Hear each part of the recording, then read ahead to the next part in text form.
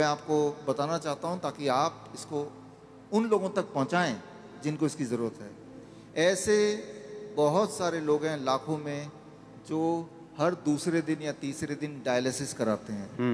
पहले तो समझना पड़ेगा डायलिसिस क्या है। बहुत ही सिंपल है, आधे मिनट में समझ जाएंगे। आप जो भी कुछ खाते हैं पीते हैं उसमें कुछ चीज़ें बॉडी उपयोग में लाता है, एनर्जी में कन्वर्ट करता है, कुछ चीज़ें बॉडी यूज़ नहीं कर पाता है, तो आप यूरिन पेशाब के रास्ते उनको बाहर फेंक देते हैं। तो वो पेशाब कैसे बनता है, वो किडनी का काम होता है। उसके अंदर वो सारी चीज़ें हैं पेशाब में जो बॉडी को नहीं चाहिए, तो बॉडी ने उसको बाहर भेज दिया।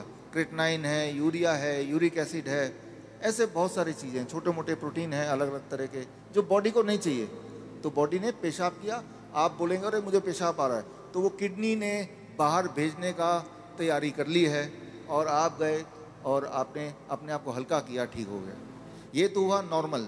आपका बॉडी खुद ही आपका डायलिसिस कर रहा है। डायलिसिस ये है, हमारा बॉडी हमारे अंदर की जो चीज़ जो हमें नहीं चाहिए वो बाहर फेंकने का रास्ता बनाया, इसे कहते हैं डायलिसिस। यानी कि हमारे सबकी बॉडी करती है इसको। अगर वो करना बंद कर दे, किडनी अपना काम करना बंद कर दे, अब जब मैं पानी पी रहा हूँ और बॉडी को उनमें से कई सारी चीज़ नहीं चाहिए लेकिन बाहर का रास्ता बंद है, तो बॉडी क्या करेगा, गुब्बारे की तरह, बैलून की तरह उस पानी को, उस फ्लूइड को बॉडी में ही इकट्ठा होता रहेगा। ऐसे लोगों के पैर आप देखेंगे हाथी की तरह हो जाते हैं, सूज जाते पैर, हाथ सूज जाते हैं, पैर हाथ सूज जाते हैं, गले मुंह सूज जाता है। तो क्या है, उनका जो यूरिन आउटपुट है, पेशाब या तो कम हो गया है या ख़त्म हो गया है। अगर आपसे बोलें कि एक दिन बिना पेशाब किए रहना है, इम्पॉसिबल, कितना दर्दनाक हो सकता है। और ऐसे लोग फिर मशीन की मदद लेते हैं। वो मशीन वो खींचता है खून में से वो ऐसे पानी जो खराब है और निकाल के बाहर करता है। इसका मतलब हर दूसरे दिन उसको ऐसा करना पड़ता है और दूसरे दिन तक बॉडी में पानी जमा रहता है। और जबकि बॉडी में पानी जमा रहेगा तो उसका हार्ट के ऊपर भी बोझ है, लंग्स के ऊपर भी बोझ है। हर दिन वो कमज़ोर होता जा रहा है, हर दिन वो मरता जा रहा है, डायलिसिस कराने के बावजूद भी या डायलिसिस कराने की वजह से भी, क्योंकि डायलिसिस भी किडनी को और फर्दर ख़राब करती है। तो अब आपको समझ आ गया कि प्रॉब्लम क्या है, डायलिसिस किसे कहते हैं, किडनी खराब होना किसे कहते हैं। ऐसे लोगों को पहचानेंगे कैसे, आप जब देखेंगे। हम कैसे पहचानते हैं ऐसा पेशेंट को, कोई रिपोर्ट की ज़रूरत नहीं है, मुझे, आपको भी ज़रूरत नहीं है। आप सिर्फ ऊपर से नीचे देखेंगे, अगर पैर हाथ में सूजन है थोड़ा बहुत भी, तो समझ लीजिए कि किडनी फेलियर की तरफ आप बढ़ चुके हैं। लेकिन घबराने की बात नहीं है। पहली बात, जब सूजन होती है बॉडी में, पानी जम जाता है तो सांसें भी नहीं ले पाता है, मुश्किल से लेता है, तो ये भी गड़बड़ है। वो चलता है थक जाता है, ये भी गड़बड़ है। तो ये तो हो गया। अब करना क्या है, सोल्यूशन क्या है, आपके बॉडी के अंदर से पानी को निकालना है। उसके लिए बड़ा आसान गॉड का दिया हुआ सोल्यूशन आपके पास ही है इसी वक्त। तीसरा kidney, third kidney. Third kidney किसे कहते हैं, आपका स्किन, सबसे बड़ा बॉडी का ऑर्गन। आपके स्किन में देखेंगे छोटे छोटे छेद हैं, है ना। तो ये जो छेद हैं, ये छेद से पसीना निकलता है। आप पसीने का एक बूंद लीजिए, पेशाब का एक बूंद लीजिए, दोनों को लैब में ले जाइए। अब पूछिए कि इसमें क्या है। पेशाब के एक बूंद में क्रेटनाइन, यूरिया, यूरिक एसिड, वो सारा कुछ मिलेगा जो पसीने के एक बूंद में मिलेगा। अच्छा, हाँ, यानी कि पसीना और पेशाब सेम है, अलग अलग नहीं है, बिल्कुल सेम है। केमिकल कॉम्पोजिशन दोनों का सेम है। उसमें भी सोडियम है, उसमें भी सोडियम है, उसमें भी पोटेशियम, उसमें भी पोटेशियम है। आपका पसीना एक तरह से बॉडी का पेशाब का ही एक और फॉर्म है। आपका जो स्किन है, ये भी भगवान का बनाया हुआ इमरजेंसी किडनी है, इमरजेंसी किडनी।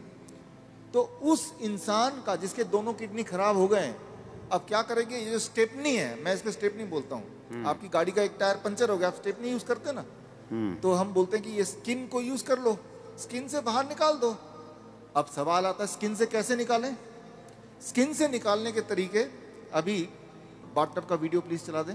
ओके, चलाओ वीडियो बाथटब का। हमारे हॉस्पिटल में, हिम्स हॉस्पिटल है, डेरा बसी में है, अभी जलंधर में भी खुल गया है। आप देखिए यहाँ पे वीडियो। ये जो लोग आप देख रहे हैं, ये पानी के टब में बैठे हुए हैं। पानी का टेम्परेचर याद रखिएगा 40 डिग्री सेल्सियस पे है। पानी गले तक है।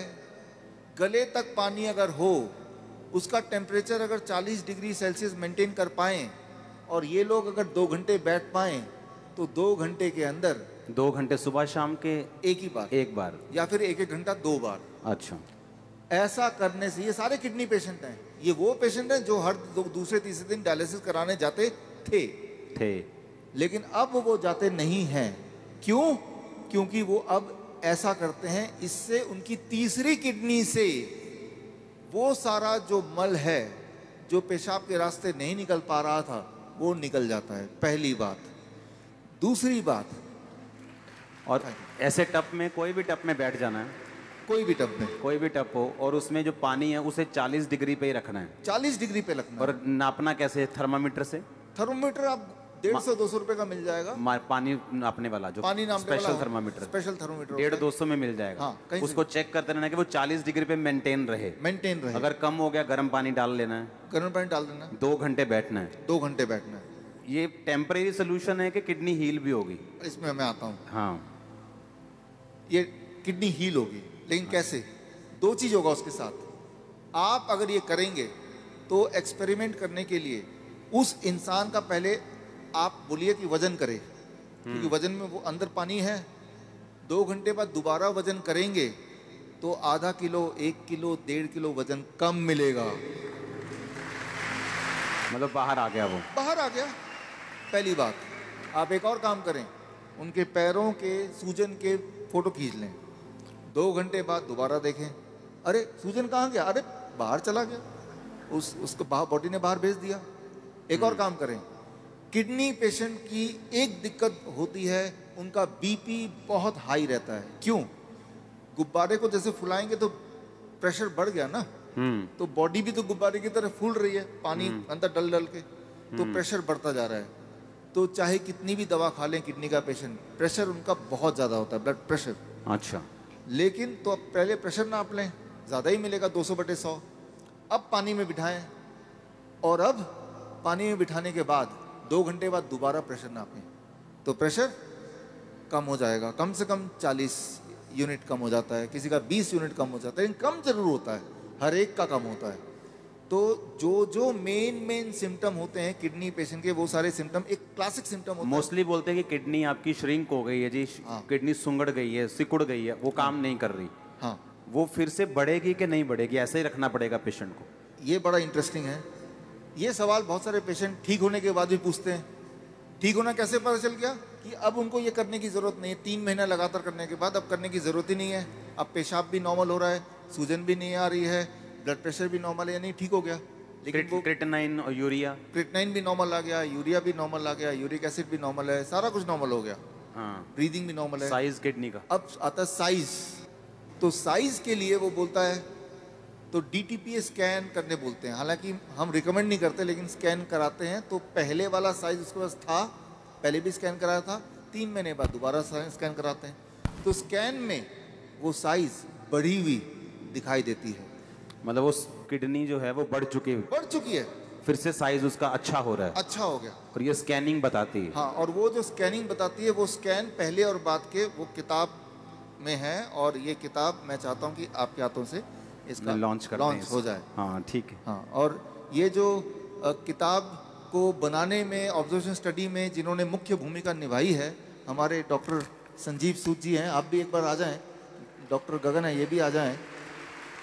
दयानंद आयुर्वेदिक कॉलेज में इन्होंने हमारे साथ मिलके हमें मदद करते हुए इस चीज़ को दुनिया तक पहुंचाने के लिए काम किया। प्लीज़ आ जाएं। डॉक्टर अनु, प्लीज़ कम। किताबें और भी हैं, 2 ले आते हैं। इसका नाम है प्रत्यारोपण, यानी किडनी ट्रांसप्लांट का अंत। किडनी, आपकी खुद की किडनी ही काम करेगी, किसी और की किडनी की कोई आवश्यकता नहीं है। भगवान का दिया हुआ किडनी, उसी को स्टार्ट करना है, उसी को काम करना है। तारीफ करो सब। Thank you, thank you, thank you. अच्छा, हमने कितने ऐसे लोग आपके लोग मोहल्ले में ऐसे आपने देखे होंगे जो किडनी ट्रांसप्लांट नहीं करा सकते, डायलिसिस नहीं करा सकते, मर जाते हैं। देखे कि नहीं देखे? चर्च में हील होते हमने देखे हैं, लेकिन जो बहुत से लोग हैं जो यीशु मसीह को नहीं जानते हैं, हमने हॉस्पिटल्स में देखा है।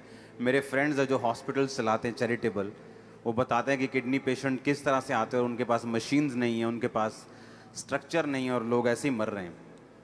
और देखो जब जब डाइट का जिक्र होता है तो यकीन नहीं होता कि डाइट से कैसे कोई हील हो सकता है, और ये भी यकीन नहीं हो रहा कि बाथटब में बैठ के या ऐसे ऐसे करके कैसे कोई हील हो सकता। और उसको खाना क्या है किडनी पेशेंट को? सेम DIP डाइट प्लस ये जो मैंने बताया, ये 2 घंटे बैठना है। 2 घंटे बैठना है। कई बार लोग 2 घंटे नहीं बैठ पाते, तो 1 घंटा करके 2 बार बैठ लिया। कई बार 1 घंटा भी नहीं बैठ पाते, चलो 40 मिनट करके 3 बार बैठ गए। 2 घंटे का आपको रूटीन पूरे दिन भर में 2 घंटे बैठते ना, तो यहाँ से जितने पोर्स हैं तब जाके पूरा निकलता है। ये एक रूटीन बनता है। और 3 महीने बाद फिर उसकी किडनी अपने आप काम भी करना शुरू करती है। अपने आप काम करना शुरू करती है, तो फिर ये बंद कर देना है। डाइट चलेगा जिंदगी भर, डाइट चलेगी। हाँ, इसको बंद कर देना है। ये बंद हो जाएगा। ये बंद हो जाएगा और पेशेंट नॉर्मल रहेगा। अब वो पेशेंट ही नहीं है। अब वो पेशेंट नहीं, अब पेशेंट नहीं है, वो आप और हम जैसे हैं। नॉर्मल हो गया वो। हमारे दर्शकों के लिए एक खास मेरा मैसेज, आप इस दोनों चैनल के माध्यम से मेरे वीडियोस आप देख रहे होंगे,